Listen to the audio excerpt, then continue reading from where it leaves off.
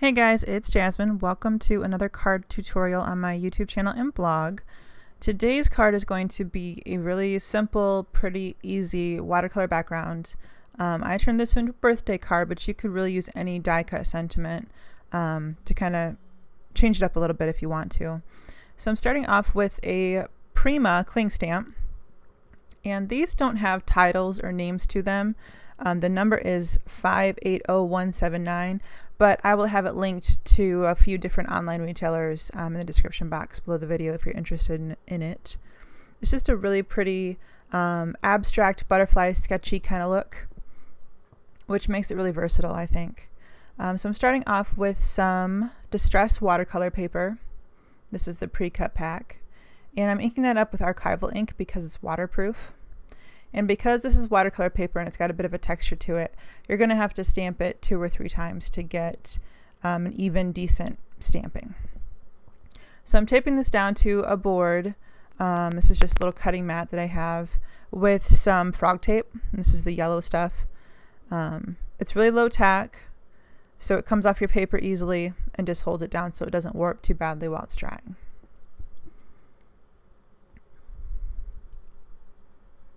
And I like this tape, but it doesn't seal well.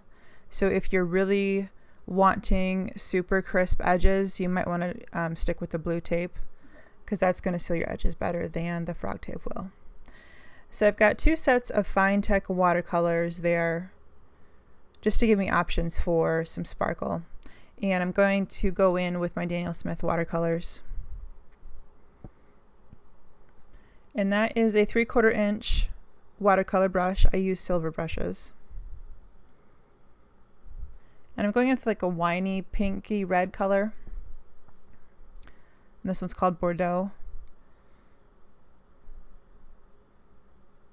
And I'm going to kind of work my way from a pinky purple tone all the way up to a turquoise tone. And there's no right or wrong way to do this, just basically dropping in color. I like the wet on wet technique because I like the blend that it gives. Adds to the variability of the end result, which is kind of why I like watercolors to begin with. They're really easy and flowy. They blend prettily. So I'm just kind of playing with my colors and seeing what they're going to do.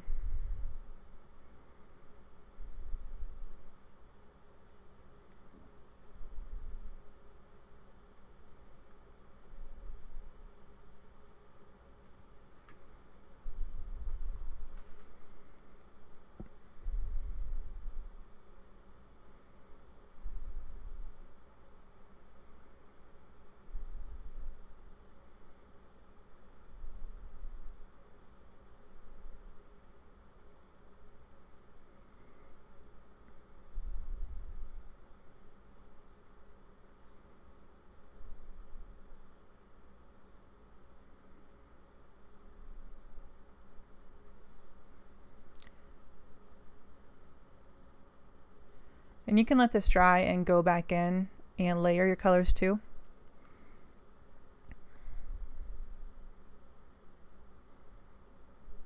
And then here I'm going in with the FineTec gold. I think this one's Inca gold. And I also use some sterling silver, just to give it some shine and a pop. And then I move it around, try to get the gold paint to flow a little bit.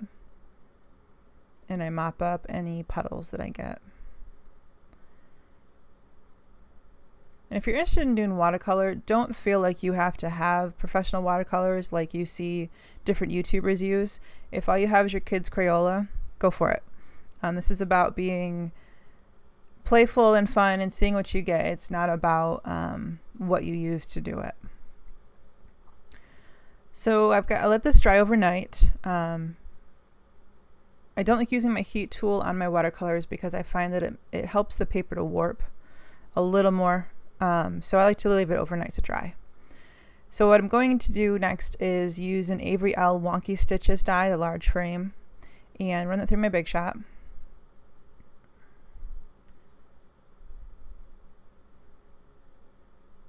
I just use Post-it tape to hold that down.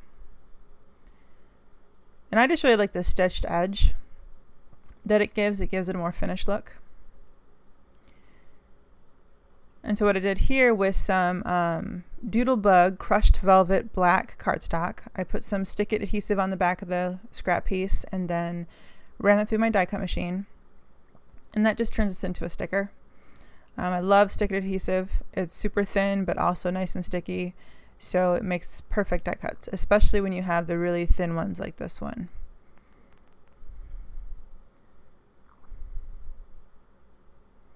I'm just popping out all those tiny little pieces with my tweezers.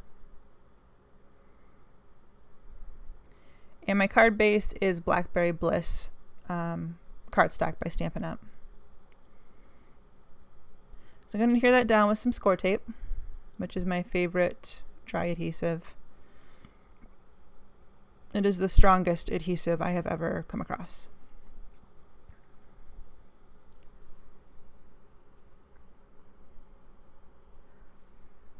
So I peel back the tape from half of it and I kind of press it down, and then I use that to align it before I remove all of the backing tape.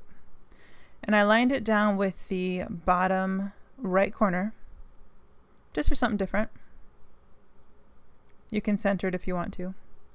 And then I took some foil printed Vellum by Die Cuts with a View and my Sketchy Heart die. I put some stick it on the back of the I can't talk today, the Vellum as well. And I do this because you can't see it. You can't see the adhesive behind the Vellum like you would with a liquid glue or tape runner, glue dots, things like that. Also keeping it easy.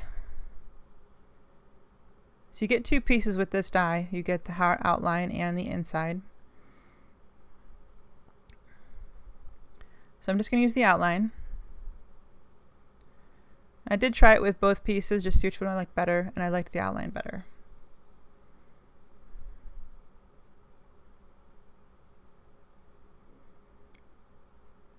So just peel off the backing and stick that down.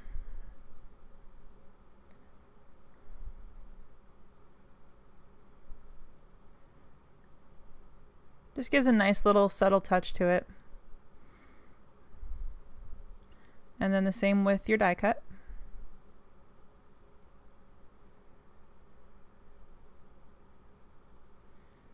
And then I just snip off those two little ends with my scissors. And that pretty much completes the card. So thanks for joining me today, guys.